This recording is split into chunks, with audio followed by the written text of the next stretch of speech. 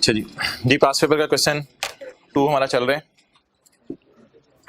आप हजरात के तशरीफ लाने से पहले इसका सोल्यूशन कल जितना नोट कर लिया गया है, कैमरे से हटो जरा जल्दी, इसका सोल्यूशन कल जितना नोट कर लिया गया है और वर्किंग 1 2 3 4 5 4 और 5 कल इधर की थी लेकिन आज जगह बना के इधर ही कर दी गई है। तो अकाउंटिंग वालों की फिगर्स हमने उल्टानी होती हैं और टैक्स वालों की रिकॉर्ड करनी होती है, ऐसा ही है। अकाउंटिंग वालों की फिगर्स उल्टानी होती हैं, टैक्स वालों की रिकॉर्ड करनी होती है। ये देखें जी, अकाउंटिंग डेप्रिसिएशन और अकाउंटिंग डेप्रिसिएशन। ब्लू मार्कर से मैं अकाउंटिंग वालों की फिगर्स को सर्कल लगा रहा हूं। अकाउंटिंग डेप्रिसिएशन उल्टा दें, बोलें जी 9 10।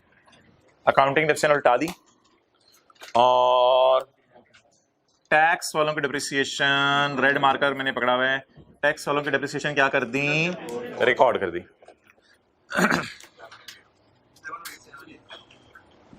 अच्छा जी, अकाउंटिंग वालों का गेन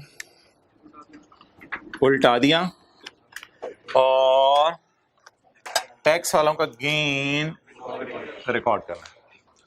तो अकाउंटिंग वालों का गेन उल्टाने के लिए जी 0.5 अकाउंटिंग वालों का गेन उल्टा दिया और टैक्स वालों का गेन कितना जी। कल यहां तक हमने काम किया था, आगे चलते हैं। ब्लू मार्कर से मैंने सर्कल कर दिए अकाउंटिंग वालों की फिगर्स और रेड से टैक्स वालों की। आ जाए मोहतरम,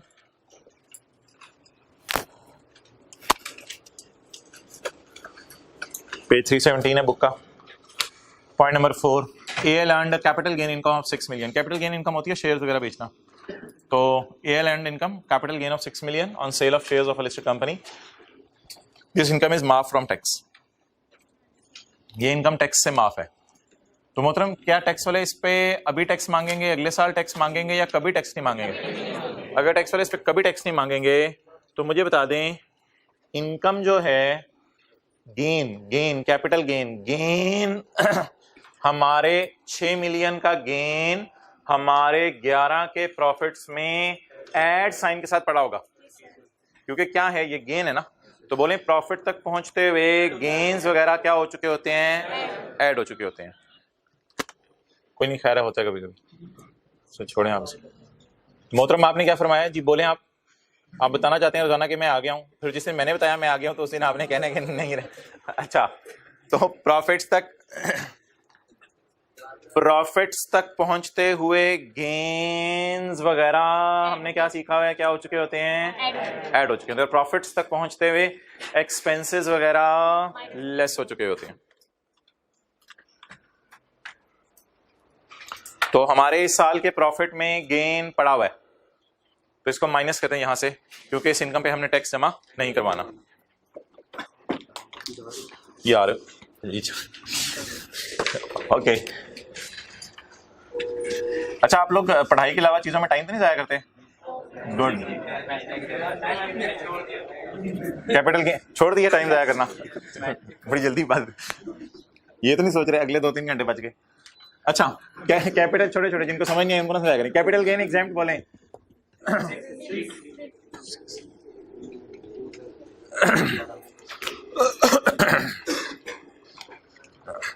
ओके, वापस आ जाए। अच्छा जी, ये चीजें मैं हाईलाइट कर रहा हूं।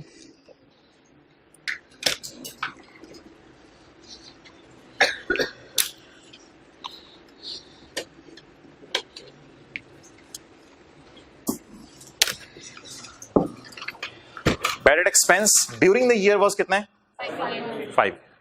एक्सपेंस और राइट ऑफ कल बताया था टी अकाउंट में कहाँ आना है कि bad expense during the year कितना है, 5। और ड्यूरिंग पिछला year 7। Write off during the year, write off पिछला ईयर, अंदाजा, ये अंदाजा होता है एक्सपेंस, और written off actual write off होते हैं जो भागे हैं। Provision for bad debt as on 31 December 2009 was 9 million. ना 7.44 नहीं, वो कुछ और है, पता नहीं, मैंने जो हाईलाइट किया है provision for bad debt as on 31 December 2009 was ₹9 million. तो नो, इस सारे को सामने रखते हुए फोर्थ रो में जगह बना दे, एक ही दफा बना दे और आगे। अच्छा, अब इस सारे को सामने रखते हुए हम एक टी अकाउंट बनाएंगे जिसका नाम होगा provision for doubtful date account. तो बनाते हैं।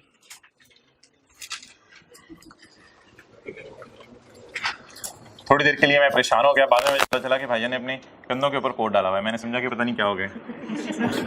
अच्छा, तो working number 6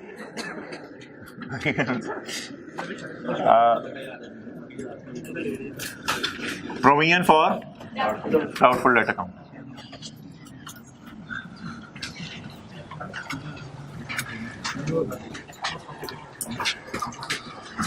provision for doubtful date account. अच्छा, ये ना अकाउंट, ये जो प्रोविजन फॉर डाउटफुल डेट का अकाउंट है, ये अकाउंटिंग और टैक्स वालों का कोई अलग अलग नहीं बनता। ये अकाउंटिंग और टैक्स वालों का अलग अलग नहीं बनता, ये सिर्फ अकाउंटिंग वालों का बनता है। इसमें कोई टैक्स वालों के मुताबिक अकाउंट नहीं होता, बस एक ही अकाउंट बनता है अकाउंटिंग वालों की नजर में। फिक्स एसेट के तो अकाउंटिंग वालों का अकाउंट अलग बन रहा है, टैक्स वालों का अलग बन रहा है। अच्छा जी, प्रोविजन फॉर डाउटफुल डेट। पहले ओपनिंग या क्लोजिंग बैलेंस कहीं अगर अवेलेबल है वो ढूंढ दे ताकि मैं अकाउंट शुरू कर सकूं, फिर अगली चीजें बात की हैं। Provision for bad debt as on 31 December 9। तो यार 31 दिसंबर 9 के बैलेंस को हमने क्या करना है? हम तो 31/12/11 पे खड़े हैं। 31/12/11 से पिछला साल होता है 31/12/10 और उससे पिछला साल होता है 31/12/9। 31/12/9 का मतलब होता है यकम जनवरी 10। ये बात महसूस कीजिएगा, आपके अंदर उतरेगी। 31/12/9 का मतलब होता है यकम जनवरी 10। साया देखना है, 31/12/9 का मतलब होता है यकम जनवरी 10। 31/12/9 का मतलब होता है यकम जनवरी 10। तो यकम जनवरी 10 हमें चाहिए ना, तो लेट्स स्टार्ट विद यकम जनवरी 10। यकम जनवरी 10 से स्टार्ट करें। Brought down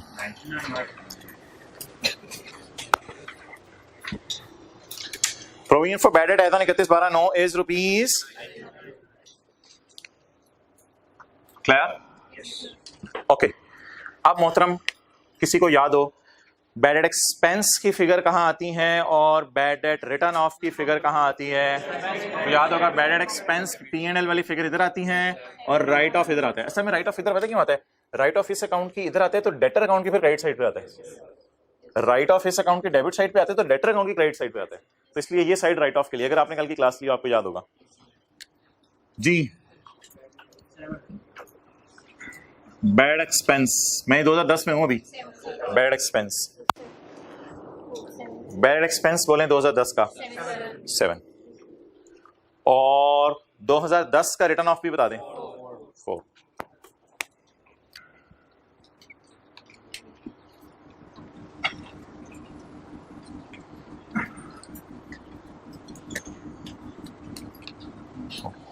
clear? अभी कोई कैरी डाउन निकालने की जरूरत नहीं है। मैं निकालना चाहूं तो कैरी डाउन निकाल सकता हूं, लेकिन निकालने चले साथ निकालने, कोई मसला नहीं। निकालने पहले मिसिंग इन्फॉर्मेशन लिखनी है, लिख लें, कोई मसला नहीं। पहले जो इन्फॉर्मेशन अवेलेबल है, सॉरी पहले जो इन्फॉर्मेशन सवाल में अवेलेबल है वो लिख लें, कोई नहीं देखी जाएगी। छोड़े पर कैरी डाउन वगैरह ये सवाल में नहीं है, ये भी सवाल में नहीं है। लेकिन क्या एक्सपेंस और रिटर्न ऑफ अगले साल का अवेलेबल है? अच्छा, ये एक्सपेंस किस साल का है? ये जो 5 वाला एक्सपेंस आ रहा है। अच्छा, रिकॉग्नाइज क्यों लिखता है? रिकॉग्नाइज इन P&L, रिकॉग्नाइज्ड इन P&L, ये P&L के अंदर रिकॉर्डेड इन P&L। तो recorded in P&L during the year कौन सा साल है? 11।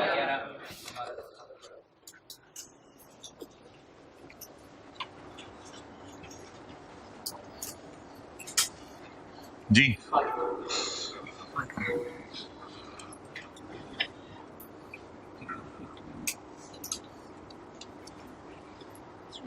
Return of 3। अच्छा जी, अब आप हजरात बता दें कि क्या सवाल में दी हुई सारी इंफॉर्मेशन यूज हो गई है? ब्रॉट डाउन चेक करें। Provision for bad debt as on 31 December 2009 was 9 million. यार ये देखें ना, एज ऑन का क्या मतलब होता है? फॉर द ईयर या बैलेंस है? बैलेंस है। 31/12 9 के आखिरी दिन का बैलेंस है, तो जिसे हम क्या कह सकते हैं, यकम जनवरी 10 के पहले दिन का बैलेंस। बाकी सारी इंफॉर्मेशन अवेलेबल है, अब हमें सिर्फ कैरी डाउन निकालने हैं। कैरी डाउन निकालें वेल, ये कैरी डाउन अगले साल का ब्रॉड डाउन बनेगा।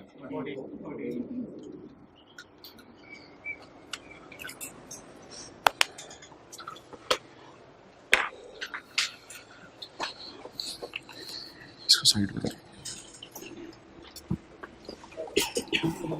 जी मोहतरम।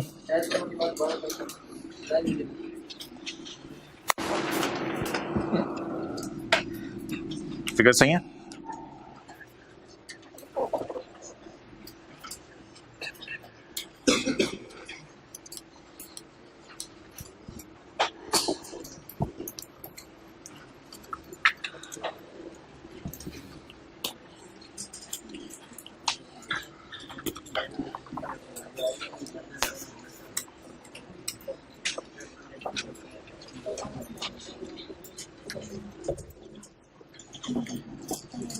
ओके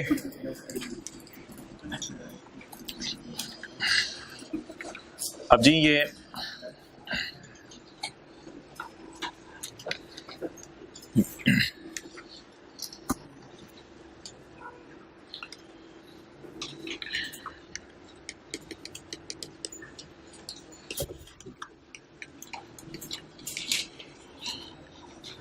मोहतरम ये रिवाइज करते रहा करें अकाउंट जरा। ऐसी प्रोविजन फॉर बैड डेट का अकाउंट होता क्या है? ब्रॉड डाउन इसे कहते हैं बैलेंस एज ऑन, इसे कहते हैं बैलेंस एज ऑन यकम जनवरी। बैलेंस एज ऑन यकम जनवरी ओपनिंग को कहते हैं, ओपनिंग बैलेंस एज ऑन यकम जनवरी। इसे कहते हैं bad debt expense for the year, इसे कहते हैं बैड डेट एक्सपेंस। इसे कहते हैं bad debt written of for the year. इसे कहते हैं क्लोजिंग बैलेंस एज ऑन। इसे क्या कहते हैं? Closing balance as on. और अकाउंट्स में क्या जाता है, यानी हमारे P&L में क्या जाता है, वो जरा मैं कल वाली रिवीजन आपको करवाता हूं, जरा देखते रहिएगा। इधर फोकस, एक सेकंड फोकस कीजिएगा। P&L में क्या जाता है, देखें हमारा पहला साल है बिजनेस का। हमारा अंदाजा है कोई बंदा पैसे लेके नहीं भागेगा साल के शुरू में, जारी बात है अभी बिजनेस तो शुरू है। साल के एंड पे फर्ज करें हमारे डेटर थे 70 का 10% बना 7, तो हमने कहा एज ऑन 31/12 7 रुपए लेके लोग भाग सकते हैं। इस 7 रुपए को मैंने खर्चे में डाला, क्योंकि अभी मुझे बंदों के नाम नहीं पता कौन कौन पैसा लेके भागेंगे। इसे कहते हैं बैड डेट एक्सपेंस। इसे क्या कहते हैं? Bad debt expense. और ये P&L में जाता है मेरे। इस साल एक्चुअली कोई पैसे नहीं लेके भागा फर्ज करें, अगला साल आया, वो कैरी डाउन को मैंने क्या बनाया, ब्रॉड डाउन बनाया, और मुझे पता चला कि एक्चुअली लोग पैसा लेके भागे 10। बातें याद आ रही हैं कल वाली दोबारा? एक्चुअली लोग पैसा लेके भागे 10। जब एक्चुअली लोग पैसा लेके भागे 10, पता चला जी साल का एंड आ गया, हमने और किसी डेटर को सेल नहीं की और हमारा कारोबार अब बंद हो गया। आप बता दें अंदाजा क्या था कितने लोग लेके भागेंगे? लेके कितने भागे? 10। कल बड़ी डिटेल से इस पे बात हुई थी। तो आप बता दें इस साल बैड डेट एक्सपेंस कितना है, इस साल का खर्चा कितना है? 3। तो बता दें P&L में इस साल कितना जाएगा? 7। अगले साल 3। क्लियर? तो दैट इज ऑल। ये इस अकाउंट का पैटर्न है। पैटर्न क्या है इस अकाउंट का? ब्रॉड डाउन आता है, बैड डेट एक्सपेंस आता है, रिटर्न ऑफ आता है और कैरी डाउन आता है। ओके अच्छा जी, आ जाओ आगे, सेकंड लास्ट रो में आ जाओ। अब मोहतरम मुझे बता दें, अकाउंटिंग वालों की नजर में जो कुछ है उसे मैं उल्टाऊंगा और टैक्स वालों की नजर में जो है वो मैं रिकॉर्ड करूंगा। तो अकाउंटिंग वालों की नजर में पहले मैंने डेप्रिसिएशन उल्टाई है। अब अकाउंटिंग वालों का बैड डेट एक्सपेंस उल्टाएंगे। अच्छा, प्रोविजन फॉर डाउटफुल डेट ना अकाउंट एक ही बनता है, इसमें अकाउंटिंग और टैक्स वालों दोनों की बातें कवर हो जाती हैं, लेकिन ये अकाउंट IFRS रूल्स के मुताबिक बना हुआ जो इंट्रो में पढ़ा था। इन दोनों को उल्टा दें, 7 और 5 को, उसकी जगह क्या रिकॉर्ड कर दें? Actually return of. अंदाजा था इतने लेके भागेंगे, एक्चुअली कितने लेके भागे? 4। अंदाजा था इतने लेके भागेंगे, एक्चुअली कितने लेके भागे? 3। चलें जी, अकाउंटिंग डेप्रिसिएशन की जगह लफ्ज बोलें बैड डेट एक्सपेंस। नहीं, लफ्ज आपने ये बोला करना है, bad debt expense. Accounting depreciation की जगह लफ्ज बोलें bad debt expense. Tax depreciation की जगह लफ्ज बोलें बैड डेट रिटर्न ऑफ।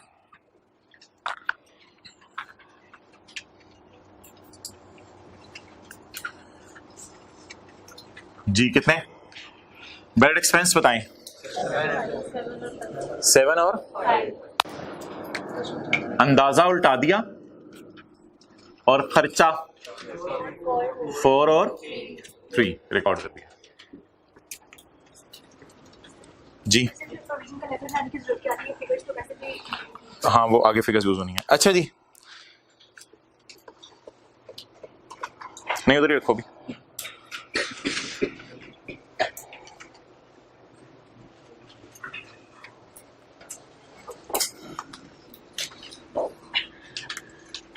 चलो ले आओ। अच्छा मोहतरम आप इधर देखें, ये जो लाइन है ना, ये लाइन मैं एंड पे पढ़ूंगा, स्काई ब्लू वाली, इसको छोड़ने पर। वी डबल आई भी एक लाइन है, इसको इंशाल्लाह मैं थोड़ी देर में पढ़ता हूँ। एप्लीकेबल टैक्स रेट कितना है हमारा? 35%। सवाल की रिक्वायरमेंट पढ़ने की जरूरत नहीं है। Let's start. करंट टैक्स की वर्किंग जरा मुझे पूरी करवा दें।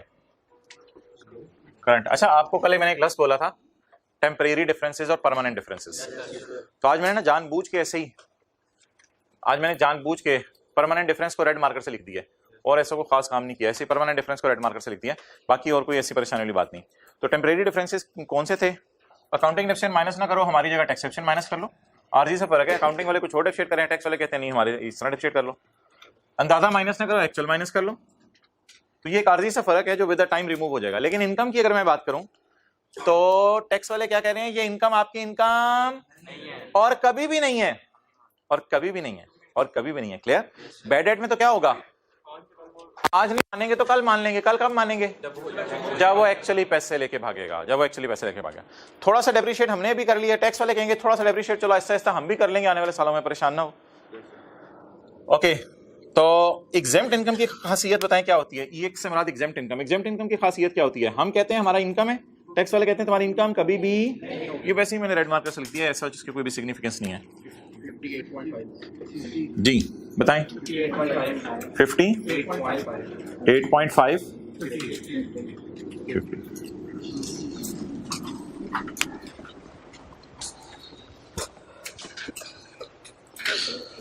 अच्छा भाई एक चीज,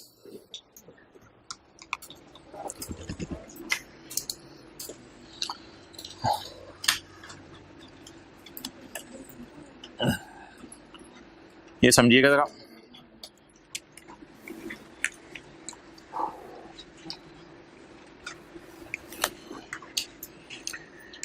एक बंदे ने कारोबार शुरू किया है 2005 में,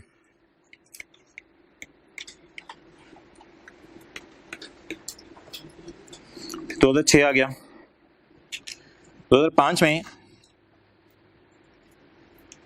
इसको 30 का लॉस आया, 2006 में इसको 100 का प्रॉफिट आया।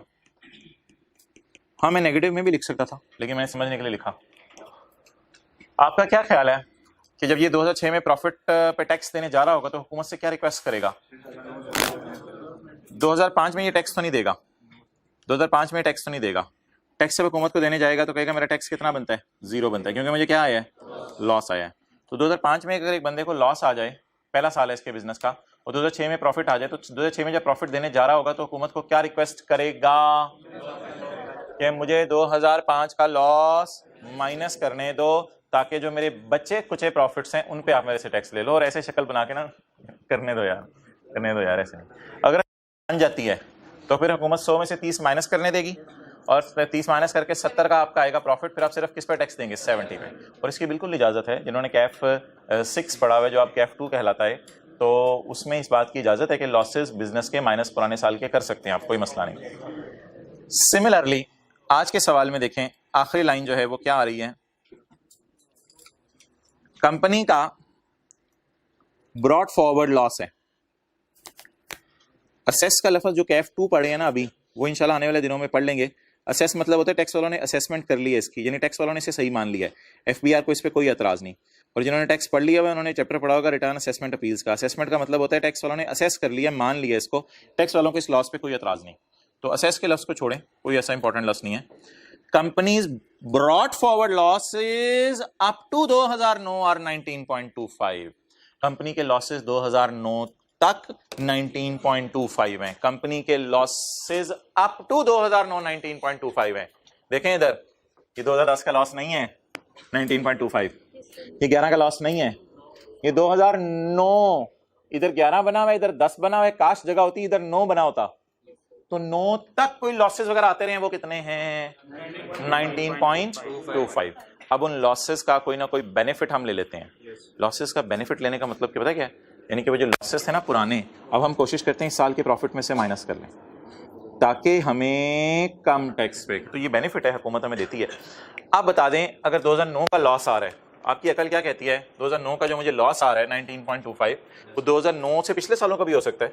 लॉसेस लफ्ज़ में लिखा हुआ है ना अप टू, तो पिछले सालों के लॉसेस आ रहे हैं, पहले मैं 2010 के प्रॉफिट में से माइनस करूं या 11 के? 10 के प्रॉफिट में से माइनस करूं, अगर नहीं हो सके तो, लेकिन फिलहाल मेरे ख्याल से फिलहाल इतनी छोटी लॉसी है कि 50 का प्रॉफिट इसको पूरा खा लेगा, क्योंकि लॉसी छोटी सी है। लेस ब्रॉट फॉरवर्ड लॉस कितना 19.25, जी बोले 30.75। अच्छा कुछ बचा लॉस है, इधर भी माइनस करें, इधर कुछ भी नहीं है, फिर ये कितना आ गया? ये तो इसी तरह आ गया ना 58.5। इस साल तो हमने 58.5 ही कमाया। तो 10 में हमें अल्लाह का शुक्र है क्या आ गया था? प्रॉफिटा बड़ा सा, और इस प्रॉफिटा ने पिछले सालों के लॉस को खा लिया। अब इसके साथ मैं लिखने लगा हूं टैक्सेबल प्रॉफिट, यानी इनके ऊपर हमने टैक्स नहीं, ये आज नई लाइन डाली हमने करंट टैक्स की वर्किंग में, पहले नहीं डालते थे। टैक्सेबल प्रॉफिट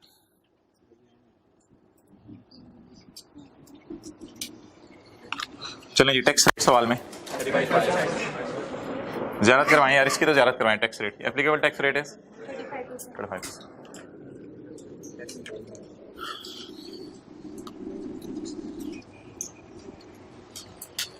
चलें जी लिखवाएं। अच्छा मुझे ना आप एक काम करो, सोल्यूशन के अंदर जो राउंडिंग यूज हुई है ना उसी तरह लिखवाना, ताकि जब मैंने नोट वगैरह बाकी चीज़ें बनानी हो तो किताब का सोल्यूशन और ये वाला सोल्यूशन आपका मैच ना हो रहा हो। तो फिलहाल सोल्यूशन वाली राउंडिंग बता दो कहाँ तक की हुई है मैंने। 30.75 पे 35% लगा के 10.76, सोल्यूशन में मैंने 10.8 तो नहीं कर दिया, वैसे 76 ही लिखा हुआ है। अच्छा 58.5 इंटू 35% क्या आ रहा है? 20.48। ये जी हमारे टैक्सेस बन गए।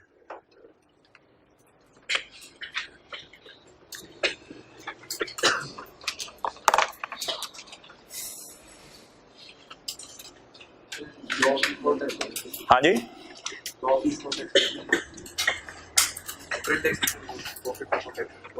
आ सकता है, लेकिन आज तो नहीं आ रहा ना, आ सकता है, आ सकता है। ओके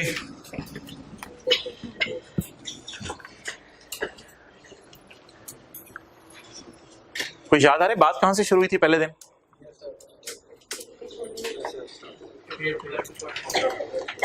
कुछ याद आ रहा है बात कहां से शुरू हुई थी पहले दिन?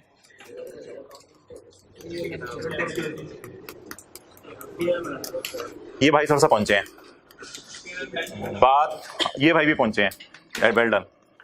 बात कहां से शुरू हुई थी पहले दिन?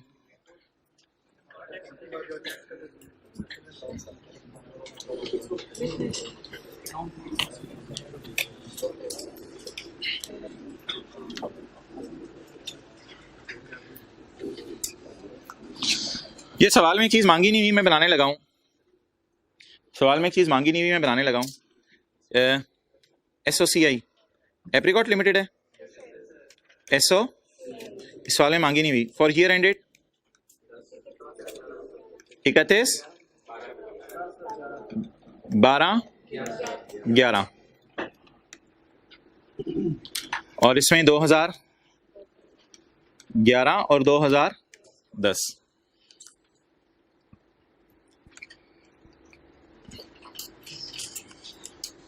प्रॉफिट बिफोर टैक्स लेके जाओ कैमरा, सबसे टॉप पे देखो प्रॉफिट बिफोर टैक्स कितना है वर्किंग वन में? 60 और 45। ले आओ वापस कैमरा। लेस टैक्स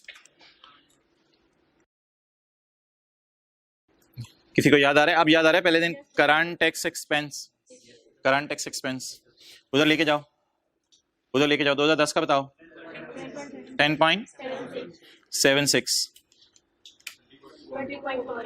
और दूसरे साल का 20.48। मैंने कहा था इसको नेगेटिव साइन के साथ लिखें, क्योंकि नेगेटिव साइन के साथ लिखना जो है वो बेहतर है, क्योंकि ये प्रॉफिट है, प्रॉफिट में से टैक्स माइनस होगा, फिर प्रॉफिट आफ्टर टैक्स आ जाएगा। क्लियर? तो ये है हमारा profit and loss, this is my profit and loss.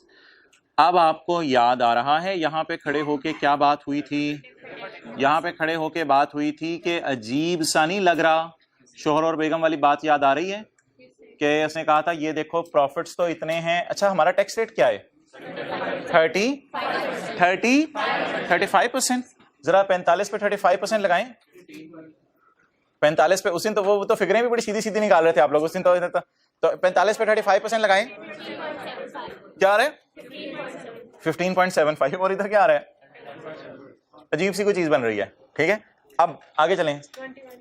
60 के ऊपर लगाएं, 60 के ऊपर लगाएं परसेंटेज 21 और ये 20.48। तो ये कुछ करने की जरूरत नहीं है, अभी जो मैं आपसे करवा रहा था ऐसी आपको एक पुरानी बात याद करा रहा था। तो मुझे बता दें कि अब क्या मिसमैचिंग का लफ्ज बोला था, मिसमैचिंग का, कि प्रॉफिट्स कुछ और पड़े हैं ऊपर और टैक्स लगाएं तो कुछ और टैक्स बन रहा है। ये बात याद आ रही है? तो मिसमैचिंग सी हो रही है, मिसमैचिंग सी हो रही है। इसलिए हमने कहा था एक नया लफ्ज इंट्रोड्यूस कराया था, that is called as deferred tax, और उसे कहा था अकाउंटिंग मैयर है। अकाउंटिंग मैयर है जो कि इन चीजों की डिस्टॉर्शन को सही कर देगी, इन चीजों की डिस्टॉर्शन को सही कर देगी। याद आ रही हैं बातें? ओके, तो ये मोहतरम हमारी डिस्कशन हुई थी लास्ट क्लास में, जिसमें हमने कहा था कि P&L अगर बनाएं तो P&L बनाते हुए बड़ी अजीब सी क्या आने लग जाती है? डिस्टॉर्शन आने लग जाती है। उस डिस्टॉर्शन को हमें रिमूव करना पड़ेगा। ओके, अब हमारे और क्या कहते हैं टैक्स वालों में इख्तलाफ है, ये इसी वजह से सारी डिस्टॉर्शन आ रही है। इसको रिमूव करने के लिए हमने कहा था एक वर्किंग खोला करेंगे जिसे कहते हैं डेफर्ड टैक्स की वर्किंग, और एक टी काउंट खोला करेंगे जिसे कहते हैं डेफर्ड टैक्स का टी काउंट। फिलहाल मैं डेफर्ड टैक्स का टी काउंट ओपन नहीं कर रहा, फिलहाल मैं डेफर्ड टैक्स की एक वर्किंग आपके सामने ओपन करने लगा हूं। डेफर्ड टैक्स की वर्किंग में 4 कॉलम बना दें। यहां पे जाना क्यों बड़ा सवाल में, आपको मैंने बात याद करानी थी पुरानी डिस्टॉर्शन वाली, वो वाली बात आपको याद ना कराता तो आपको याद नहीं आता हम क्यों चल पड़े उस तरफ। तो अब आप मुझे बता दें किसी को याद आ रहा हो सवाल के अंदर कि 4 कॉलम कौन से थे डेफर्ड टैक्स की वर्किंग में? Carrying amount, tax base, difference और टैक्स। अच्छा, अब आप हजरात जरा मुझे सोच के बताएं कि मैं वर्किंग नंबर 7 डेफर्ड टैक्स। अच्छा, ये डेफर्ड टैक्स कभी लाइबिलिटी आ जाती हैं, कभी एसेट आ जाते हैं, कभी लाइबिलिटीज आ जाती हैं, कभी एसेट आ जाते हैं। एक क्लास में हमने लाइबिलिटी की मिसाल की थी, एक क्लास में हमने एसेट की मिसाल की थी। अच्छा, डेफर्ड टैक्स कभी लाइबिलिटी होता है, कभी एसेट होता है। एज ऑन 31 दिसंबर 2010। अच्छा, एज ऑन का क्या मतलब होता है? बैलेंस शीट वाले आइटम्स चाहिए या प्रॉफिट एंड लॉस वाले? बैलेंस शीट वाले आइटम चाहिए। अब मैं बैलेंस शीट वाले आइटम्स को 31/12/10 वालों को ब्लैक मार्कर से सर्कल लगाने लगाऊं या टिक लगाने लगाऊं। What is my carrying amount as पर accounting rules as on 31/12/10? 95। What is the tax WDV as on 31/12/10? 90। Clear? तो if I write down here property, plant and equipment, so I need its carrying amount, I need its tax base, I need difference, I need tax at the rate of 35%. Okay, tell me the carrying amount of property, plant and equipment. देखो देखें देखें देखें इधर मजे की चीज। Tell me the carrying amount of PPE as on 31/10? 90। Tell me the tax base या tax WDV of PPE as on 31/12/10? As on 31/12/10. Clear? Next, hold on, अगली बात, provision for doubtful debt. Tell me the carried down of provision for doubtful debt to appear in balance sheet as on 31/12/10. Tell me the carry down of provision for doubtful debt as on 31/12/10. 12। Accounting वालों की नजर में साल के आखिर में कितने debtor पैसे लेके भाग सकते हैं? 12 के डेटर पैसे लेके भाग सकते हैं। क्लियर? Okay, next. यार टैक्स वालों की नजर में जरा मुझे सोच के बताएं, टैक्स वालों की नजर में कितने लोग पैसे लेके भाग सकते हैं अंदाजन?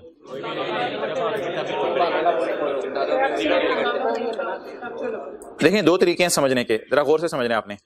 टैक्स वालों की नजर में कितने लोग पैसे लेके भाग सकते हैं, उसका जवाब है 0। द रीजन इसके टैक्स वाले प्रोविजंस या अंदाजों को नहीं मानते। टैक्स वाले ऐसी दुनिया में रहते हैं जहां अंदाजे नहीं माने जाते, हकीकत मानी जाती है। तो टैक्स वाले जब प्रोविजन को नहीं मानते, अंदाजे को नहीं मानते, तो इसका मतलब है अंदाजे की बैलेंस शीट में फिगर 0 जानी चाहिए। और ऐसी तंग करने के लिए अगर मैं टैक्स वालों की नजर में एक अकाउंट बनाना चाहूं ना, प्रोविजन फॉर डाउटफुल डेट का, वैसे तो ये प्रोविजन का अकाउंट टैक्स वालों की नजर में एग्जिस्ट ही नहीं करता। अगर बनाना चाहूं प्रोविजन फॉर डाउटफुल डेट का अकाउंट टैक्स वालों की नजर में, तो वो पता है क्या कहते हैं? वो ये कहते हैं कि जो आपका राइट ऑफ है ना 4, वही आपका एक्सपेंस है। ऊपर ना देखें, वही आपका एक्सपेंस है, तो कैरी डाउन 0 है। तो बस वो इस किस्म की कोई बात करते हैं, इसलिए ये अकाउंट बनाना बड़ा रिस्की हो जाएगा पेपर में। अगर टैक्स वालों की नजर में आपने ये अकाउंट बनाना चाहा तो लीव इट एवरीथिंग। बताएं, टैक्स वाले अंदाजे को मानेंगे कि अब इस 12 का उर्दू तर्जमा क्या है? शायद 12 लेके भाग जाएं। टैक्स वाले क्या कहेंगे? चुप चुप, पहले भागने देना, पहले भागने देना। तो बता दें, टैक्स वालों की नजर में इस प्रोविजन का कैरी डाउन कितना आएगा? क्या टैक्स वाले डेटर को पकड़ के कोई रेट लगाते हैं प्रोविजन का और फिर पता चलाते हैं? तो टैक्स वाले ऐसी कोई कैलकुलेशन परफॉर्म नहीं करते, इसलिए यहां लिखेंगे 0। स्टार डाल के लिखें, provision for bad date has always tax base of 0। Provision for bad date has always tax base of 0।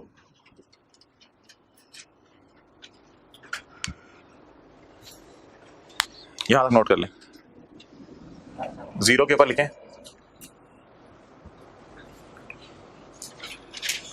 provision for bad debt has always tax base of 0. Okay.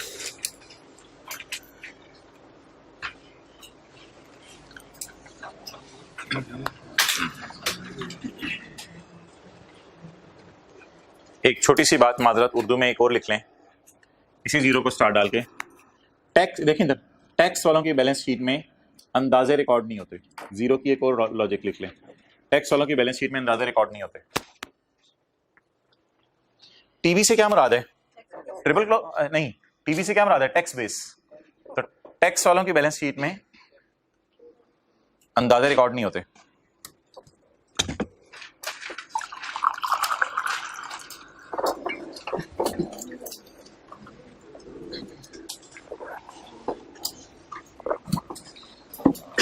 Okay, आगे छोड़ें, एक लाइन भी इधर छोड़ दें। Working 8 deferred tax liability slash asset as on 31/12/11 को ये calculation हमें दोबारा करनी पड़ेगी, क्योंकि 2 साल का सवाल है ना। करंट टैक्स की वर्किंग तो 2 साल की है, डेफर्ड टैक्स की वर्किंग भी 2 साल की करनी पड़ेगी। Carrying amount, tax base, difference, tax at the rate of 35%। Okay, हर गाय इधर आए। प्रॉपर्टी प्लान इक्विपमेंट जी हजरात, what is the carrying amount of PP as on 31/12/11? 82.5।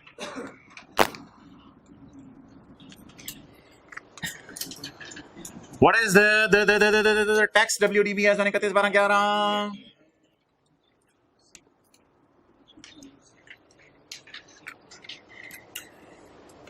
Next is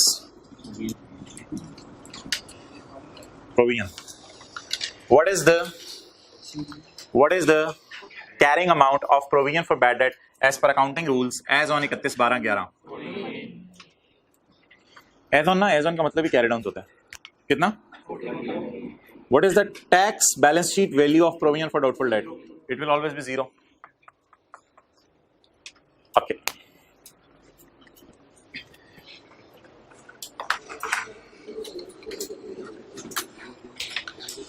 अब मोहतरम 2 लफ्ज़ हैं,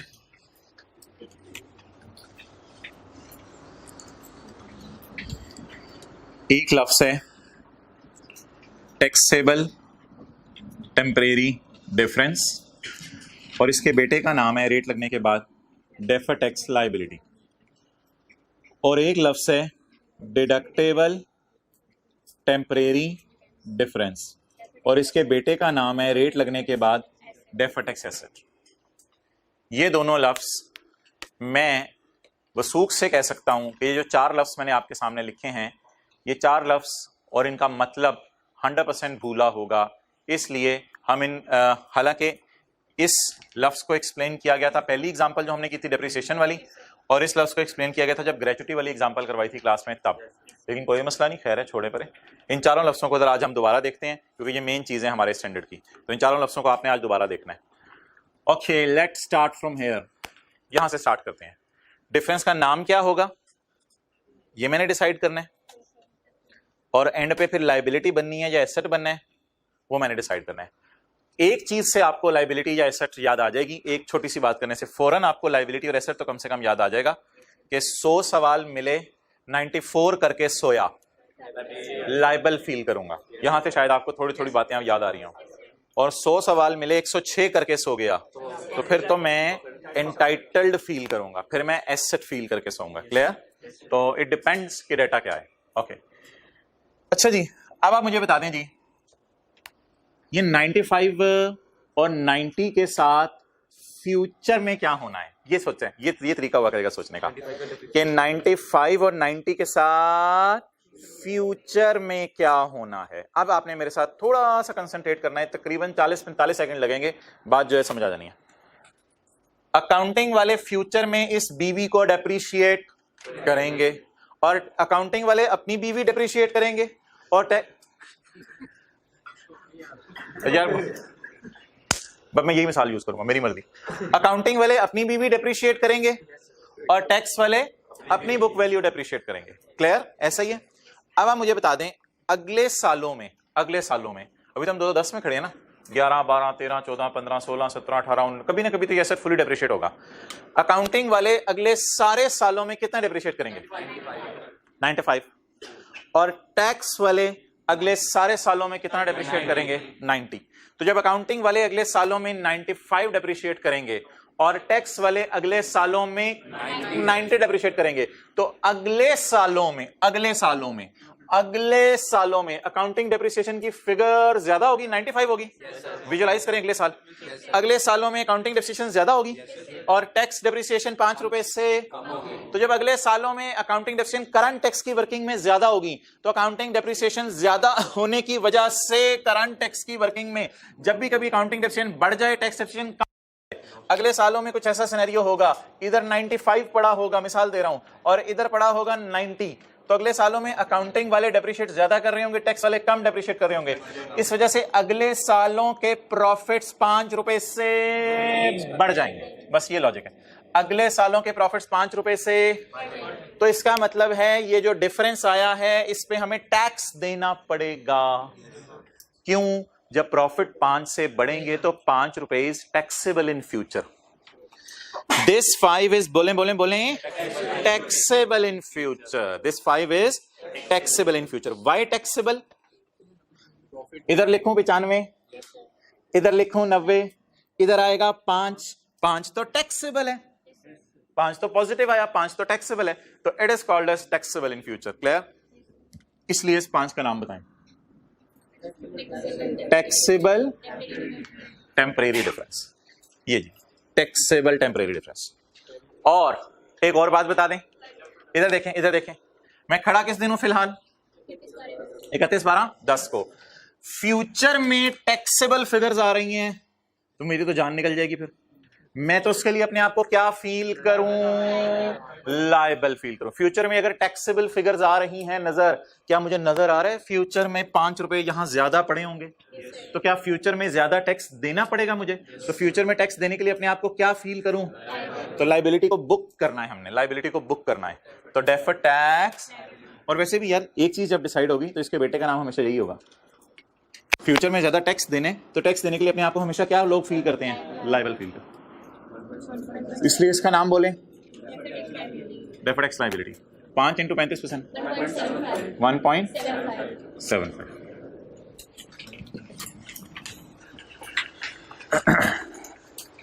ओके, इधर आए, इधर सोचें सोचें, खाली ये वाला सोचें, बताएं बताएं बताएं बताएं बताएं। फ्यूचर में अकाउंटिंग वाले कितना ज्यादा डेप्रिशिएट करेंगे? तो जब फ्यूचर में अकाउंटिंग डेफिशिएंसी ज्यादा होगी, अकाउंटिंग डेफिशिएंसी ज्यादा होने की वजह से टैक्सेबल प्रॉफिट्स बढ़ जाएंगे। तो क्या मतलब है, मैं आज खड़े होके ये फील करूं कि टैक्सेबल है फ्यूचर में 2.5 रुपए, तो फ्यूचर में 2.5 रुपए टैक्सेबल है, इसलिए 2.5 रुपए इज कॉल्ड एज, बोले, टैक्सेबल टेम्परेरी डिफरेंस।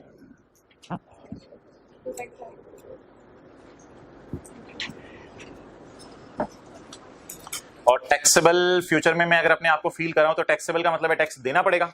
टैक्स देना पड़ेगा क्या मतलब है, खुशी या लाइबिलिटी? लाइबिलिटी। 2.5 इंटू 0.87 कितना किया? अच्छा 0.875। यार टैक्स जो है ना, ये भाई कह रहे हैं सोल्यूशन में भी एंड पे इकट्ठा निकाला हुआ है, तो कोई नहीं, टैक्स एंड पे इकट्ठा निकाल लेंगे, यानी कि दो तीन चीजें अगर आ रही हैं उनको जमा करके टैक्स इकट्ठा निकाल लेंगे। तो कोई नहीं, आप ये वाला भी काट दें जो आपने निकाला है, कोई मसला नहीं। ओके, टैक्स इकट्ठा निकाल लेंगे। अच्छा, अब आप मुझे ये बता दें, लेकिन आपने नाम अपने समझने के लिए यहां लिखना है तो लिख सकते हैं, इसके बेटे का नाम क्या होगा? Deferred tax liability. Okay, next चीज, अगली चीज मैं ये भी करा देता हूं, लेकिन ये मैं पहले कराने लगा जरा ना, समझाने में आसानी होगी मुझे ये वाला साल। अच्छा यार, बिल फर्ज, इधर देखें, इस 14 के साथ फ्यूचर में क्या होना है? फ्यूचर का सोचना है। घर वाले क्या कहते हैं आप लोगों को? फ्यूचर का सोचो। किसका सोचो? अपने।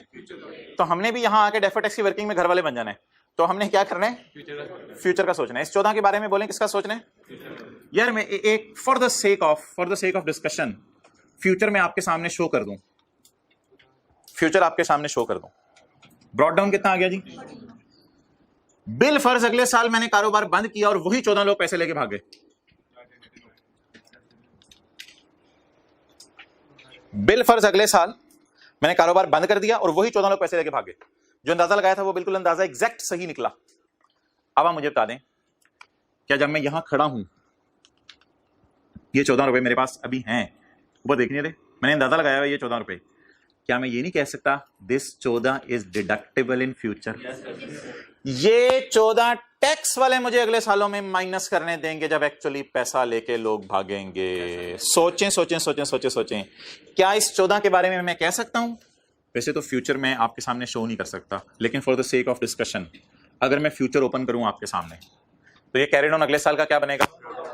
बिल फर्ज मैंने सोचा कारोबार बंद कर देता हूं, चलो कारोबार बंद कर दिया, सब खत्म करो काम, बस लोगों का इंतजार करो पैसे दे जाएं।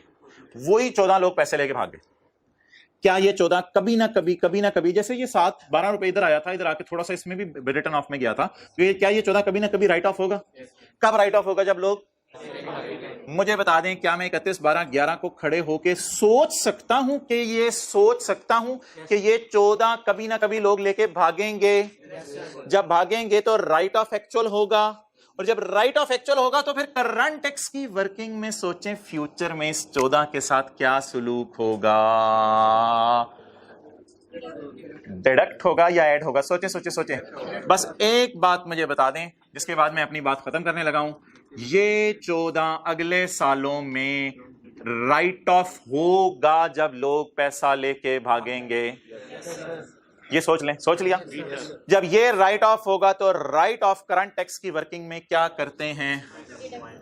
माइनस करते हैं। अच्छा, अब आप मुझे बता दें, मैं बड़ा कॉन्फिडेंस से फिक्रा बोल सकता हूं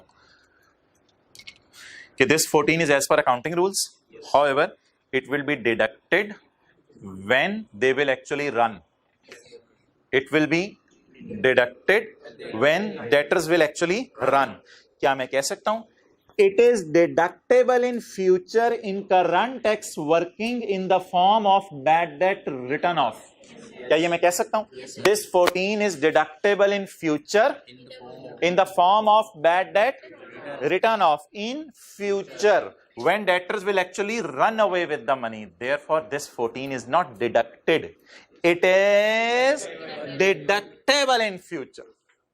तो उधर आपको भी याद आ रहा है, मैं कह रहा था 95 में 5 ज्यादा पड़ा है तो यहां टैक्सेबल बन जाएगा। इधर अब ऐड वाली फिगर तो नहीं ज्यादा। This 14 will be deductible in future in the form of bad debt written off. इसलिए बताएं इस 14 का क्या कहते हैं? डिडक्टेबल। 14 और 0 का डिफरेंस 14। टैक्सेबल इन फ्यूचर, इसमें मुझे टैक्स देना पड़ेगा फ्यूचर में, इसमें मुझे टैक्स देना पड़ेगा फ्यूचर में, इस पे टैक्स नहीं देना पड़ेगा। जब ये डेटर भागेंगे तो टैक्स वाले भी मान जाएंगे कि राइट ऑफ है, तो जब राइट ऑफ माइनस होगा तो उससे प्रॉफिट कम हो जाएंगे, जब प्रॉफिट कम हो जाएंगे तो ये टैक्स सेव हो जाएगा। इसलिए इसका नाम फिर हम इन द एंड क्या रखेंगे? Deferred tax asset. ये हमें, ये हमेशा खुशी खुशी देके जाएगा, जब भी टैक्स सेव होगा तो ये खुशी देके जाएगा हमें। बोलें जी क्या नाम रखूं? और यही 12 के साथ भी फिक्रा बोल दें। दिस 12 फिलहाल तो हम अकाउंटिंग वालों ने रिकॉर्ड कर लिया है, लेकिन it is deductible in future. It is deductible in future जी। 12 डिडक्टेबल टेम्परेरी डिफरेंस। और इनके बेटे का नाम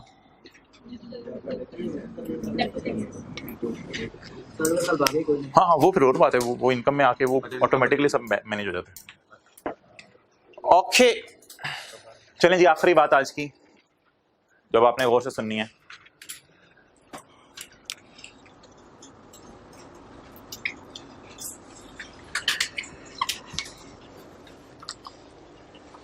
मोहतरम इस सवाल में अब आपने मुझे बताना है कि एडजस्टमेंट्स किस तरफ मूव कर रही हैं। ऐसे एडजस्टमेंट्स मूव कर रही हैं कि टैक्सेबल वाली चीजें भारी लग रही हैं आपको, या ऐसे एडजस्टमेंट्स मूव कर रही हैं या डिडक्टेबल वाली चीजें भारी लग रही हैं। ये अब आपने तो है वो देखा करना है। और ये कैलकुलेटर पे प्लस माइनस का चक्कर नहीं है, सिंपल सी बात है। तो ये टैक्सेबल वाले गांव से कितने लोग आए हुए हैं? 5। डिडक्टेबल वाले गांव से कितने लोग आए हुए हैं? 12 आए हुए हैं। तो ये जो गांव से मुख्तलिफ लोग आए हुए हैं, तो किस गांव के लोग इंशाल्लाह जीत जाएंगे? डिडक्टेबल वाले। तो अब बता दें क्या बच्चा? 7। 12 और 5 का डिफरेंस 7। इस 7 के साथ में क्या लिखूं? इस 7 के साथ में क्या लिखूं? इसको आप इस तरह समझ लें, टीटीडी के गांव से 5 आए हैं वर्सेस डीटीडी के गांव से 12 आए हैं। अब जब लड़ाई शुरू होगी तो 5 को मार देंगे। लुट्टी चाह रही है तूने यार, हद हो गई। कितने बच जाएंगे? 7। कह रहे हैं 5 को मार देंगे तो कितने बच जाएंगे? 7। तो ये 7 के साथ अब मैं क्या लिखूं? बोलें डिडक्टेबल टेम्परेरी डिफरेंस। अच्छा सॉल्यूशंस में ना किताब में यहाँ टीटीडी डीटीडी नहीं लिखा हुआ, प्लस माइनस लिखा हुआ है। वो आप लोगों ने फिलहाल इन दिनों में नहीं देखा करना, वो प्लस माइनस के चक्कर में आप कंफ्यूज होंगे। लॉजिक पे रहें, शुरू वाले दिन लॉजिक पे रहें। सॉल्यूशन में आप जाके देखेंगे शायद पता नहीं इधर प्लस का साइन लगा हुआ है, इधर माइनस का साइन लगा हुआ है। ना साइनों के चक्कर में नहीं पड़ना। ओके जी, टीटीडी के गांव से कितने आए हैं? डीटीडी के गांव से। तो बता दें कि इस गांव के बंदे बचेंगे। अच्छा जी, अगर फ्यूचर में अमाउंट्स डिडक्टेबल मेरी ज्यादा हैं तो मुझे टैक्स फिर इंशाल्लाह फ्यूचर में बोलें देना पड़ेगा या बचेगा? अगर फ्यूचर में मेरी डिडक्टेबल अमाउंट ज्यादा हैं तो टैक्स देना पड़ेगा या बचेगा? टैक्स फ्यूचर में बचेगा। इसका क्या बनाऊं? लायबिलिटी बुक करूं या एसेट बनाऊं? एसेट बनाऊं। 7। अब आप इसको छोड़ दें 7 इंटू 35%, 2 पॉइंट, बार रेट लगाएंगे ना टाइम लग जाएगा ना, तो एक ही दफा जमा करके रेट ना लगा दें जी। 2.45। क्या नाम रखूं? Deferred tax asset as on 31/12। Okay next, आगे जी। अगले साल इस गांव के कितने लोग आए हैं? 2 भेजे हैं और एक आधा भेजा उन्होंने बंदा, तो 2.5 इधर से आ गए। और इस गांव से कितने आए हैं? 14 आ गए। तो काटो काटें दोनों को। क्या बचे जी? 11.5। 11.5 क्या बचा?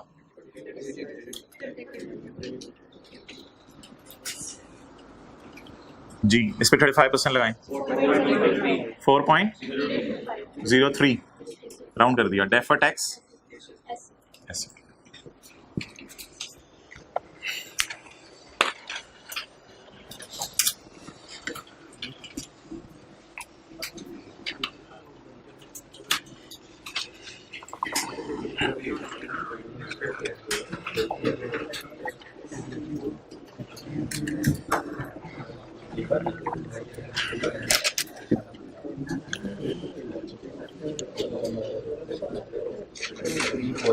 एक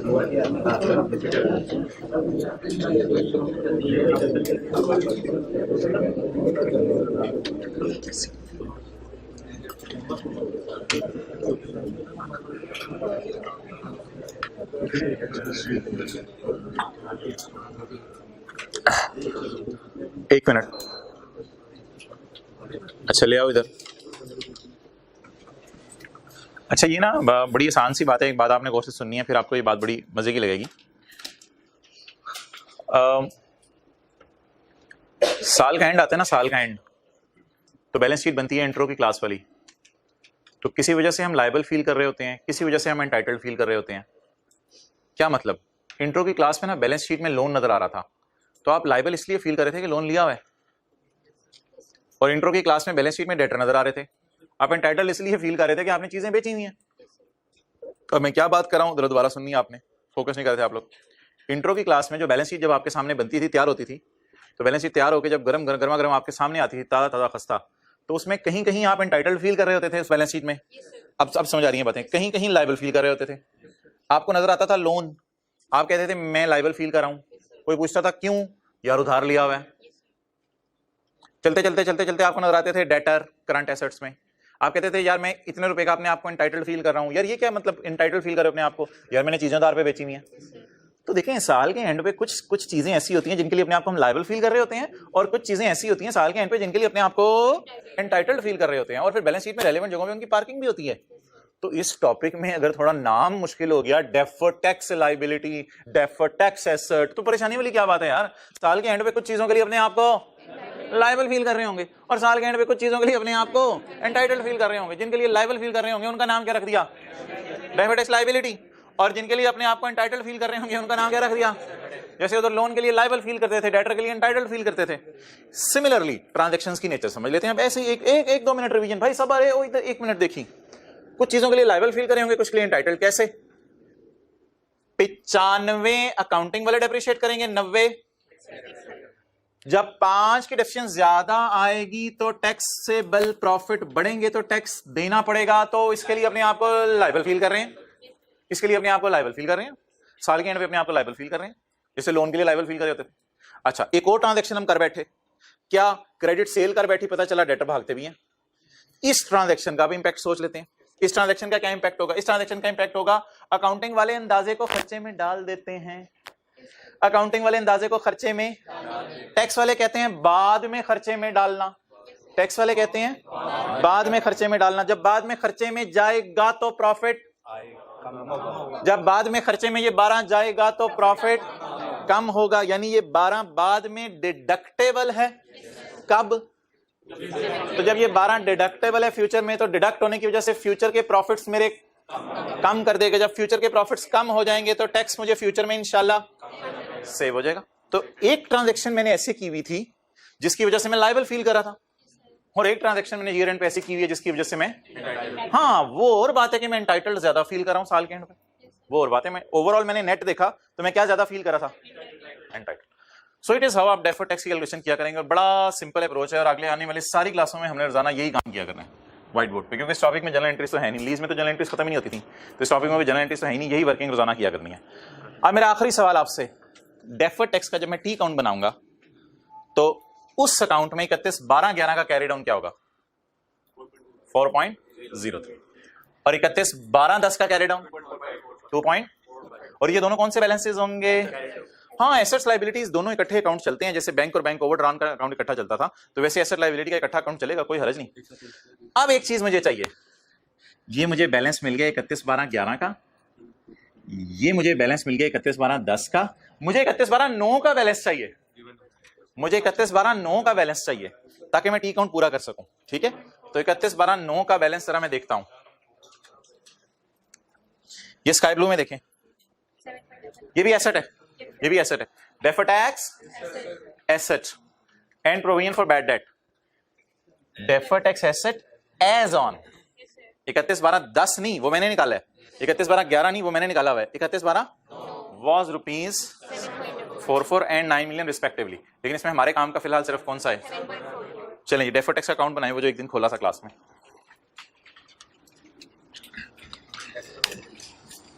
वर्किंग नंबर 9। अच्छा, अब आप हजरात ने ना जरा अटेंटिव रहने और देखना है अकाउंट कैसे बनता है। देखते रहिएगा। डेफर्ड टैक्स एसेट का अकाउंट स्लैश लायबिलिटी भी लिख सकते हैं, लेकिन फिलहाल मैं एसेट ही लिख रहा हूं। वजह पता क्या है? क्योंकि ओपनिंग भी एसेट है और क्लोजिंग भी सारे एसेट ही हैं। तो ब्रॉड डाउन बताएं, ब्रॉड डाउन 31/12/9 लिखूं या यकम जनवरी 10? यकम जनवरी 10 लिख लेते हैं। डेफर्ड टैक्स एसेट यकम जनवरी 10। एसेट एसेट कितना जी? 7.44। सबर अभी कैरी डाउन लिखते हैं पहले। इस अकाउंट में पहले कैरी डाउन लिखा करेंगे जी।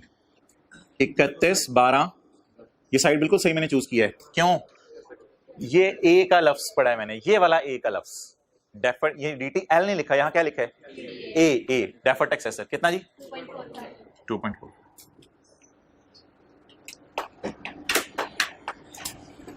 क्लियर? अच्छा जी, इस कैरी डाउन को अगले साल का ब्रॉड डाउन लाने। ये काम जनवरी 11 ब्रॉड डाउन 2.45। क्लियर? ये कहां से आया कैरी डाउन? वर्किंग 7। और इसका क्या अवेलेबल है carry down? 31/12 carry down working 8 4.03।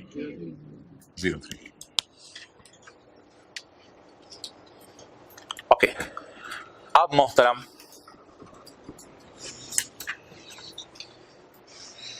जो जवाब आएगा टी काउंट्स का बैलेंसिंग, वो यहां पे आएगा। डेफर्ड टैक्स एक्सपेंस किस नाम से जी? Deferred tax expense. ये क्या बन रहा है? P&L बन रहा है। P&L में डिस्टॉर्शन आ रही थी ना, ऐसे अजीब से टैक्सेस आ रहे थे, कुछ समझ नहीं आ रही थी कौन से टैक्सेस आ रहे हैं। उस डिस्टॉर्शन को रिमूव करने के लिए हमें CTE के नीचे क्या डाला था, याद है शुरू वाली क्लास? DTE डाला था। DTE डालने के बाद हमने कैलकुलेशन आगे मूव की थी। तो अब मोहतरम, इससे पहले कि मैं आगे चलूं, मैं आपके सामने जो मेरी बैलेंसिंग फिगर्स आनी है ना, इसकी मैंने जनरल एंट्रीज करनी है। तो पहले मैं जनरल एंट्रीज की जगह बना लूं। इस टॉपिक में 2 जनरल एंट्रीज हुआ करेंगे बस, एक CTE की और एक DTE की। सो रहे हो आप? एक CTE की और दूसरी DTE की। 2010 से मेरा पहला साल और 2011 है मेरा दूसरा साल। 2010 के अंदर पहले ऐसा करें, मुझे CTE की एंट्री करवा दें, 2010 के CTE की। टैक्स बुक करने की entry, current tax expense debit और current tax payable credit. Tax expense debit, इसलिए मैंने यहां नेगेटिव साइन P&L में यूज किया था। ये P&L में आपके सामने बना रहा हूं, मांगा नहीं हुआ सवाल में। इस 20.48 की इधर एक और एंट्री होगी 2010 में, वो सबर करें। 2011 में एंट्री टाइम 20.48 की। करंट डेफर्ड टैक्स कहां से आ गया यार? बताएं 20.48 की। करंट टैक्स एक्सपेंस डेबिट और करंट टैक्स पेबल कितने से? 20.48। अब ये अजीब अजीब से टैक्सेस हैं, 10.76, 20.48। इस डिस्टॉर्शन को रिमूव करने के लिए हमने कहा था डेफर्ड टैक्स लगाएंगे। डेफर्ड टैक्स अब हम निकालेंगे दोनों सालों का, लेकिन ये कहां से निकलेगा? टी अकाउंट से। अब टी अकाउंट को सामने रखें और टी अकाउंट को बता दें DTE की फिगर आया करेगी बैलेंसिंग। यही उस दिन क्लास में समझाया था। DTE की फिगर दोनों साइडों में से बताएं किस साइड पे आ रही है? इधर आ रही है 4.99।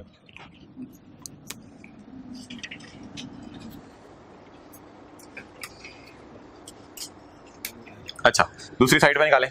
डेबिट साइड पे 1.58। डेबिट साइड पे शुक्र है, अपोजिट साइड पे आगे दोनों कॉन्सेप्ट समझ आ जाएंगे जी। 1.58। ओके, अब जी आप हजरात ने मुझे जनरल एंट्री करवानी है इसकी, जरा हिम्मत और हौसले के साथ जनरल एंट्री करवानी है। बोलें बोलें बोलें। हिम्मत और हौसले की क्या जरूरत है, इंट्रो पड़ी भी है। ये वाला अकाउंट जो भी है ना, ये वाला अकाउंट क्रेडिट, ये अकाउंट जो भी है, और ये डेबिट, DTE डेबिट और DTA बोलें DTE डेबिट और DTA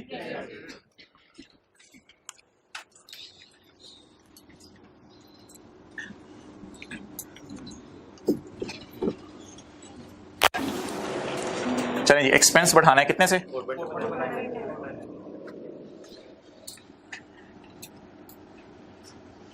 4.99। क्लियर? अब मोहतराम सारे अवाम अटेंटिव हो जाए। 4.99 सारी अवाम अटेंटिव हो जाए। 4.99 TE debit 10.76 TE tax expense TE debit 10 point expense debit negative sign से आता है ना, ये देख। Again TE debit asset liability से कंसर्न नहीं मुझे, मैं P&L बना रहा हूं अभी। TE डेबिट बताएं sign, sign tax expense debit sign negative positive, expense debit sign बोलें negative, salary debit rent debit negative sign से आता है P&L में। तो tax expense debit 4.99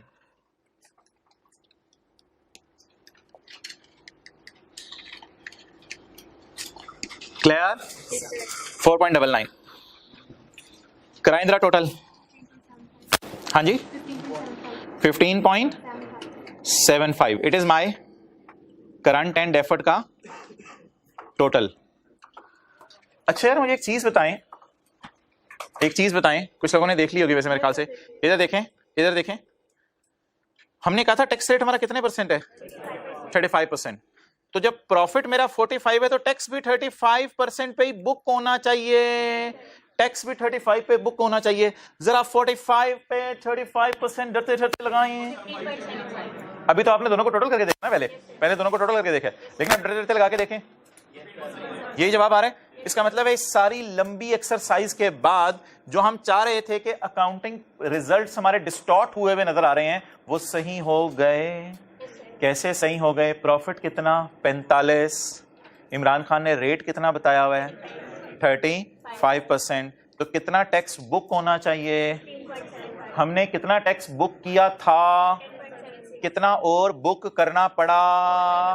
reconciliation match कर गई, लेकिन ऐसे बोंगी नहीं मारनी पेपर में कि सर इतना लंबा काम नहीं करेंगे, ये लिख के इसको बैलेंसिंग निकाल लेंगे 4.99 को। नहीं ये नहीं करना। 4.99 निकाला मेहनत करके, 4.99 निकालते निकालते जान निकल जाती है बंदे की। मैं बता रहा हूं, देखें इधर 4.9 निकालते निकालते जान निकल जाती है। 4.99 कैसे निकला है? 4.99 बैलेंसिंग नहीं निकला। इधर देखो सारे, 4.9 निकालने से पहले 2.45 निकला है। 2.45 से पहले पता होना चाहिए था ये जीरो होती है। 2.45 से पहले पता होना चाहिए था टीटीडी और डीटीडी क्या होते हैं, और फिर उनका डिफरेंस होता है, फिर उस पर रेट लग के ये 2.45 निकलता है। तो ये 2.45 यहां निकला है बड़ी मेहनत से, उसके बाद जाके 4.99 आपका बैलेंसिंग आया। क्लियर? तो ये जो प्रॉफिट एंड लॉस में साथ बना रहा हूं, सवाल में मांगा नहीं हुआ था, तो यहां पे डिस्टॉर्शन रिमूव होती हुई नजर आ रही है। चलें जी, अगला साल जर्नल एंट्री, हिम्मत करें करवाएं जर्नल एंट्री। ये वाला account debit, deferred tax asset account debit और deferred tax expense credit, deferred tax expense credit. Other income में नहीं डालेंगे इसको P&L में ना यहीं पे शो करेंगे। अदर इनकम तो फिर कहीं और शो होती है। हाँ जी, उल्टी एंट्री, उल्टी करें, हद होगी। चलें जी, उल्टी करें। कितनी अमाउंट से? 1.58।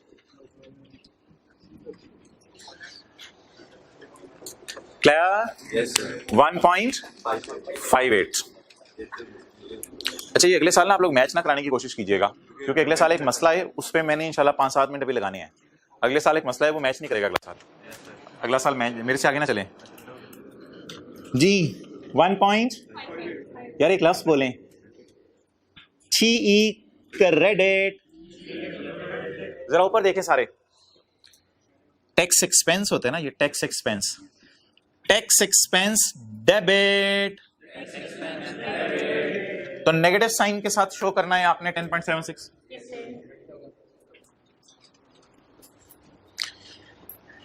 टैक्स एक्सपेंस डेबिट, तो कौन सा साइन? टैक्स एक्सपेंस डेबिट, तो कौन सा साइन?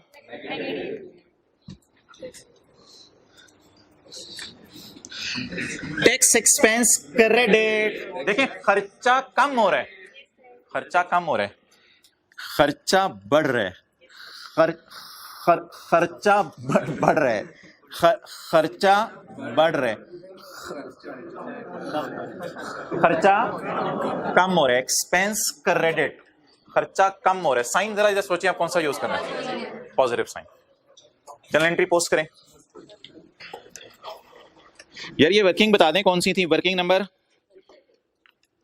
1 थी और ये वर्किंग नंबर टी काउंट कौन सा वर्किंग है, टी काउंट वर्किंग 9 से है।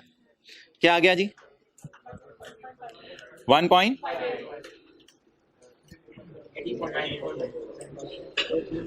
पॉजिटिव के साथ शो करना है ये।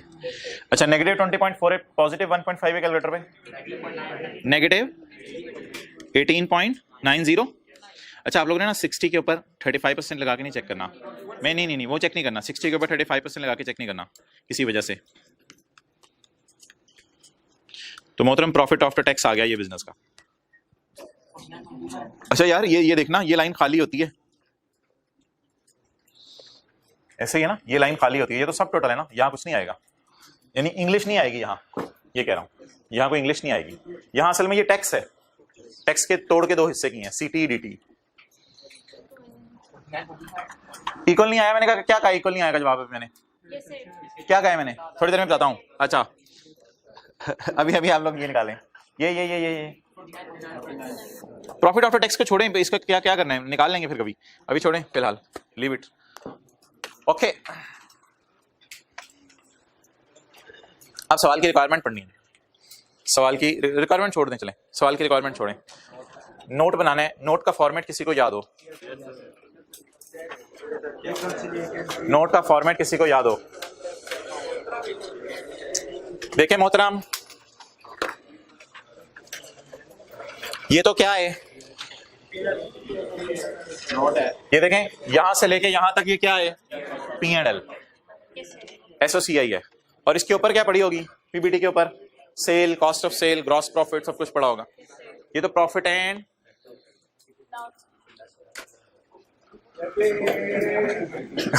यार कॉन्फिडेंस चेक करो। अच्छा एकदम मोबाइल छोड़ के ना ऐसे तालियां जाने लगी लेवल है यार, आई एम इम्प्रेस्ड। ओके अच्छा जी हजरात, अब आप ये तो थोड़ी सी इस पे रोशनी डालिए, बत्ती डालें कि ये प्रॉफिट एंड लॉस है या नोट है। अब आपने ना इसी में से नोट बनाना होता है। सबसे पहले आप इनको ले जाएंगे, चलो चलिए, सबसे पहले इनको ले जाएंगे, चलो चलिए। जब आप इनको ले जाएंगे तो प्रॉफिट एंड लॉस में से रोने की आवाज आएगी, यानी कि ये फिगर्स कहेंगी हमें भी ले जाओ, ये फिगर्स कहेंगी हमें भी ले जाओ। जब आप इनको भी ले जाएंगे तो सवाल में से रोने की आवाज आएगी। सवाल क्या कहेगा, रेट पड़ा हुआ, रेट कहेगा मुझे भी ले जाओ, ठीक है। और यार ये ना ये एक बात याद रखिएगा, ये बेचारा ना गरीब सा एंड पे ही हर सवाल के पड़ा हुआ करेगा, अकेला उदास सा ना, ये वाला रेट। अच्छा जी, तो वी आर वेरी लकी कि नोट बनाने में यहाँ कुछ ऐसे मेहनत नहीं करनी पड़ती। लोग तो नोट बनाने में पता नहीं डॉक्टर इंजीनियर बन जाते हैं नोट बनाने के चक्कर में, तो हमें इतनी मेहनत नहीं करनी पड़ेगी। नोट इंशाल्लाह हमारी जल्दी बन जाएंगे, अपनी जिंदगियां घूम देते हैं नोट। ये पिक्चर तो ये तो कल वाले टी काउंट थे ना, इसका पिक्चर तो नहीं लेना था,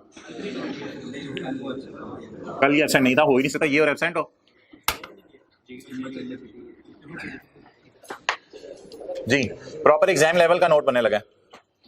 एप्रिकॉट लिमिटेड,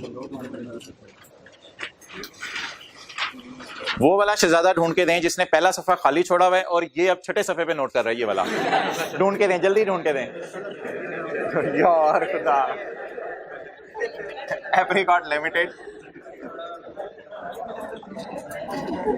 पहला सफा जो कल छोड़ा था वो निकालें। Note to the financial statements for year ended बोलें 31/12/11। ओके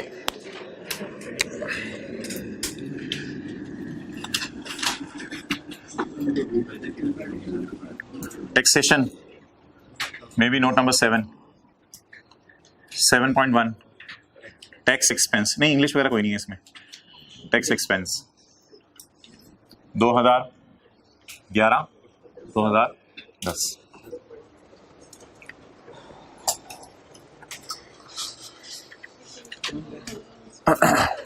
इधर देखें, इन्हीं चारों फिगर्स को एग्जैक्ट इन्हीं साइंस के साथ लेके जाना होता है और टोटल भी यही कर देना होता है 18 और 15.75, इन्हीं चारों फिगर्स को लेके जाना होता है। लेकिन मोहतरम मैं क्यों P&L से लेके जाऊं, मैं जरा एंट्रीज दबानी रिवाइज करूंगा, मैं एंट्रीज दबानी रिवाइज करूंगा। इधर देखें, ये पूरा लिखना है अपने पेपर में। अच्छा, मैं जरा एंट्रीज रिवाइज करूंगा। करंट टैक्स एक्सपेंस डेबिट, इसलिए मैंने नेगेटिव साइन यूज किया, expense debit. Current tax expense debit 20.48। Clear? बड़े खुशकिस्मत है ऑनलाइन वाले, साथ साथ उनको स्क्रीन नजर नहीं आ रही तो वो सोच रहे हैं साथ साथ कि एंट्री क्या बोली जा रही है। बाकी लोग कंपेयर कर रहे हैं उधर से, अच्छा उधर भी नेगेटिव इतने भी नेगेटिव। अच्छा यार ये ना जरा सोचा करें इसकी एंट्री और डिसाइड किया करें ये खर्चा है या खर्चा उलट रहा है। एक साइड है खर्चे की, एक साइड है खर्चा उलटने की, ठीक है? तो खर्चे वाली साइड और खर्चे उलटने वाली साइड जो है वो आपने याद रखनी है। वो कैसे याद? अच्छा आपको एक दो दिन होते हैं तो लोग रटा मार लेते हैं, और या भाई ऐसे खर्चा आएगा ऐसे खर्चा उल्टा आएगा, बस तो रटा मार लेते हैं, पता नहीं चल भी जाता है उनका रटा, ठीक है इधर खर्चा आएगा इधर खर्चे का उलटना आएगा। लेकिन नहीं, ऐसे नहीं। Deferred tax asset credit, deferred tax expense debit, expense debit, expense debit, expense debit, debit expense debit negative sign. Deferred tax asset debit, deferred tax expense credit, deferred tax expense credit, expense credit, expense credit, expense credit. Expense कम हो रहा है,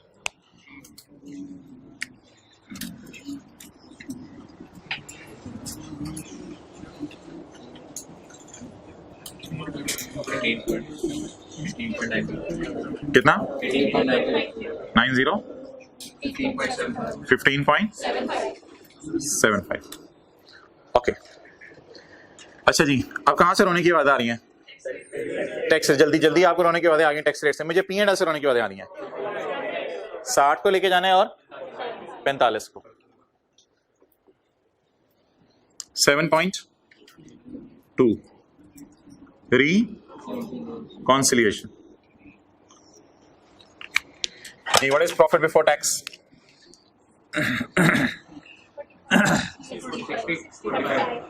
अच्छा इसको ना seat belt बना देनी है वरना दोबारा रोने लग जाएगा।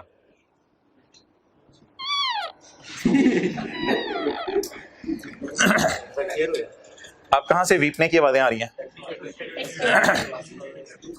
क्वेश्चन से। रेट इज, टैक्स रेट ने कहा मुझे तो ले जाओ, सुना है टैक्स का कोई नोट बन रहा है, तो मेरे बगैर क्या नोट बनेगा टैक्स का? अल्लाह अकबर। टैक्स रेट कितना? 35%। क्लियर? आप कैलकुलेटर पकड़ के आपने टैक्स निकाला करना है। कैलकुलेटर पकड़ के टैक्स निकालें। 60 इंटू 35% 21 और 45 इंटू 35%। ये आपके समझने के लिए लिख रहा हूं, पेपर में नहीं लिखना। टैक्स आपने कैलकुलेटर पे निकालना है। ये वाला जी कितना? 15.75। आप हजरात ये बता दें किस साल की रिकॉन्सिलिएशन मैच कर रही है और किस साल की रिकॉन्सिलिएशन मैच नहीं कर रही? किस साल की कर रही है रिकॉन्सिलिएशन मैच? 2010 की। और किस साल की रिकॉन्सिलिएशन मैच नहीं कर रही? 2011 की। कोई खतरे का अलार्म यहां पे आपको नजर आ रहा हो? कोई खतरे का अलार्म नजर आ रहा हो?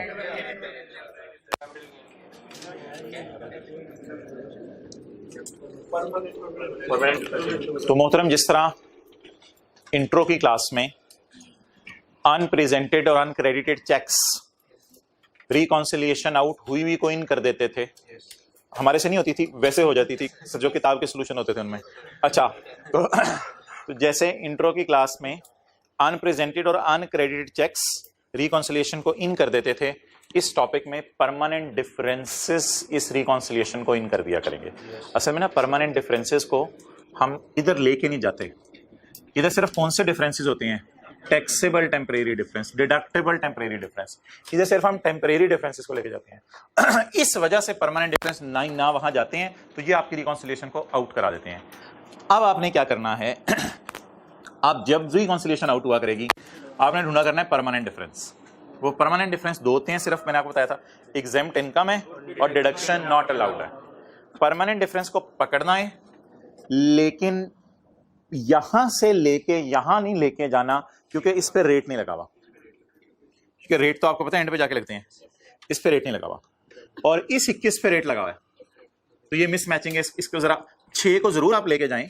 अच्छा अगली बात, 6 को आप बच्चे पूछते हैं प्लस करना है या माइनस, वो शुक्र है आसान सा रूल है जो यहां पे किया है। जो यहां पे किया है, क्या किया है? माइनस, बस यहां भी माइनस कर दें जो यहां पे किया। अब ट्राई करते हैं, शायद रिकॉन्सिलिएशन हमारी मैच कर जाए। रिकंसाइलिंग आइटम आ रहा है आज पहला हमारा, इफेक्ट ऑफ एग्जेम्प्ट इनकम। कौन सी income? Effect of exempt income. Exempt income बोलें कितनी है हमारी? 6। इसके ऊपर परसेंटेज लगाएं टैक्स रेट की, 2.1, 18.9। मैच कर गया? मैच कर गया? यार मैं वो अल्लाह का शुक्र है बात मेरी मुकम्मल हो गई है। लॉजिक शॉजिक की ज़्यादा बात नहीं करना चाह रहा, लेकिन आज पहली और आखिरी दफ़ा बात कर रहा हूँ। लॉजिक क्या है रिकंसाइलिंग आइटम की, सुन लें। लॉजिक सुन लें रिकंसाइलिंग आइटम की। हम लोग पता क्या समझ रहे थे कि 60 के प्रॉफिट्स हमने कमाए हैं तो उन पे 35% टैक्स देंगे हुकूमत को। हुकूमत ने कहा नहीं, हुकूमत ने कहा नहीं, 60 के प्रॉफिट्स में से ऐसा करो ना 6 पे ना टैक्स दो मुझे, बाकियों पे दे दो 18.9। हमने कहा ठीक है ठीक है ठीक है। अगेन मैं कह रहा हूँ कि लॉजिक शॉजिक मैंने डिस्कस करनी नहीं है, ना मेरा कोई ऑब्जेक्टिव है इस वक्त लॉजिक डिस्कस करने का, लेकिन हल्की सी लॉजिक जरा एक दफा सुन लें। हमने कमाए कितने प्रॉफिट्स? तो हमने सोचा था 60 पे 35% हुकूमत को दे देंगे, यार हम अच्छे बच्चे हैं, सच बोलते हैं, 60 पे 35% दे देंगे। हमने टैक्स निकाल के रखा अपना 21। हुकूमत ने कहा नहीं यार, इसमें से आप 60 में ये 6 भी तो है ना, तो ये 6 तो माफ करते हैं आपको, 6 माफ करते हैं, तो कट कटा के भी टैक्स हमारा इफेक्टिवली कितना बना? शुक्र 18.9 बना, और हमारा कैलकुलेट भी कितना हुआ है? 18.9।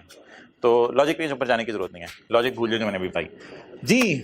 जब भी पेपर में रिकॉन्सिलिएशन मैच नहीं हुआ करेगी तो क्या ढूंढा करेंगे? वर्किंग्स में आके एग्जेम्प्ट इनकम ढूंढा करेंगे, या फिर एक और चीज भी है वो मैं कल वाले सवाल में डलवा के करवा दूंगा। तो एग्जेम्प्ट इनकम ढूंढा करेंगे। एग्जेम्प्ट इनकम ढूंढ के क्या लगाया करेंगे? परसेंटेज। और लेस करेंगे या ऐड करेंगे ये बता दें।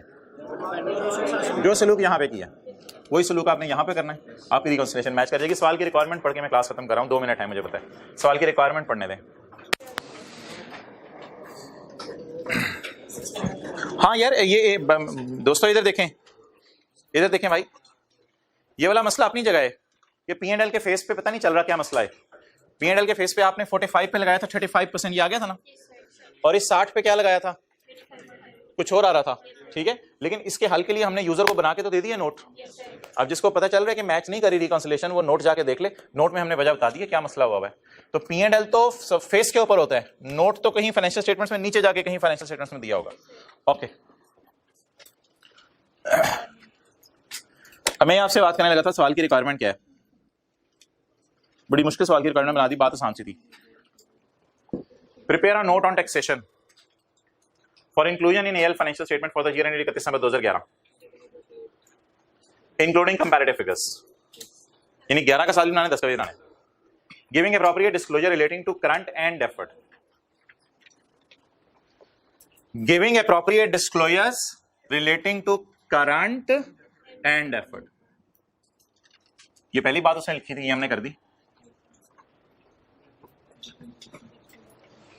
And or reconciliation, giving appropriate disclosure of current and deferred tax and a reconciliation to explain the rishta between the tax and accounting profit, to explain the rishta to explain the रिश्ता between tax and accounting profit. Accounting profit और tax में जो रिश्ता है वो बता दो क्या मैच कर रहा है या नहीं कर रहा। तो वो हमने मैच करवा दिया। 18.9 साथ हाँ टैक्स लिख दो दोबारा इधर लाइन। यार क्या करेंगे, कल भी होमवर्क नहीं था, आज भी होमवर्क नहीं है, तो पास्ट पेपर का क्वेश्चन 2 आपको आज दोबारा करना पड़ेगा होमवर्क में, यही वाला सवाल। और एथिक्स आपको भूल गए होंगे, पहले वाले 5 जो फंडामेंटल परसों पढ़े थे वो भी आपको रिवाइज करने होंगे। ठीक है, ये दोनों चीज़ें काफ़ी हैं, एथिक्स रिवाइज करें और ये करें।